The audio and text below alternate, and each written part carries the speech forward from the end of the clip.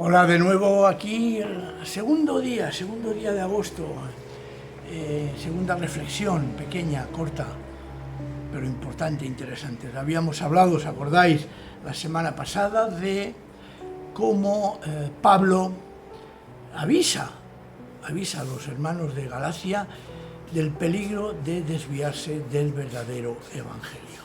De ese evangelio que Jesús muestra, que Pablo aprende por inspiración de Jesús y él transmite a los demás. Y que solo hay un evangelio, el evangelio de la gracia de Dios. Y sigue. Pablo va a visitar a esos que se llaman grandes apóstoles en Jerusalén, él los llama como columnas, y lo hace para confirmar, para compartir, para que le conozcan en el fondo, porque la historia de Pablo y la primitiva iglesia con los apóstoles es muy interesante y tiene sus momentos duros y momentos preciosos, maravillosos. Dice el texto de Gálatas, estamos siguiendo a Gálatas, ¿os acordáis? Dice, podemos leer a partir del capítulo 2, versículo 6. Pablo va a Jerusalén a hablar con los apóstoles, ¿no? Dice, los que eran reconocidos como dirigentes, y fijaos qué expresión dice, aunque no me importa lo que por un tiempo hayan sido, pues Dios no juzga por las apariencias. Dice, no me dieron nuevas instrucciones. Lejos de esto, reconocieron que Dios me había confiado la misión de predicar el mensaje de salvación, el Evangelio, a los no judíos, así como a Pedro le había confiado la misión de predicarlo a los judíos. Pues el mismo que envió a Pedro como apóstol a los judíos, me envió también a mí como apóstol a los no judíos. Y dice, así pues Santiago, Cefas, Pedro y Juan, que eran tenidos por columnas de la iglesia, reconocieron que Dios y tal me había dado precisamente el don de predicar. Vamos a dejar pues ahora el lado de la actitud de los falsos hermanos a los que se había referido Pablo y que hablamos precisamente como consecuencia del desviarse del evangelio. Sabiendo pues Pablo que había sido llamado por Jesús, realmente él no necesitaba ser confirmado en su apostolado por los que, como él dice, parecían ser las columnas de la iglesia. No le hacía falta. Él había recibido de Jesús directamente, por inspiración, el evangelio que debía de predicar. Pero se subraya, y a mí me gusta, esa actitud comprensiva y conciliante que hay de Pedro, Cefas y Jacobo y Pablo.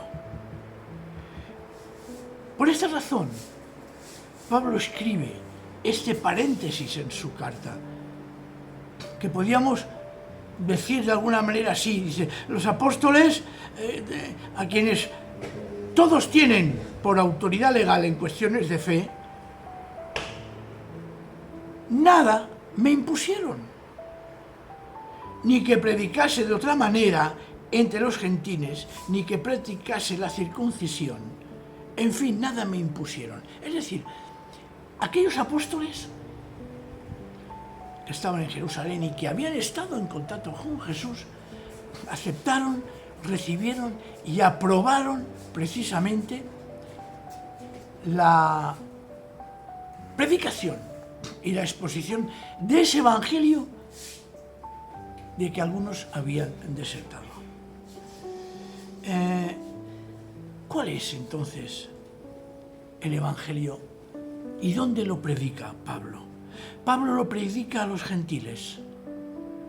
Pablo lo predica a gente no judía. Y la cuestión estaba en lo siguiente, porque era tremendo lo que sucedía. Era tremendo. ¿Tenían los gentiles, los paganos, que someterse a la ley.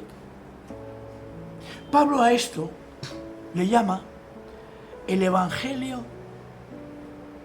de la incircuncisión, lo que él predica, mientras que los otros predicaban un evangelio que incluía la circuncisión.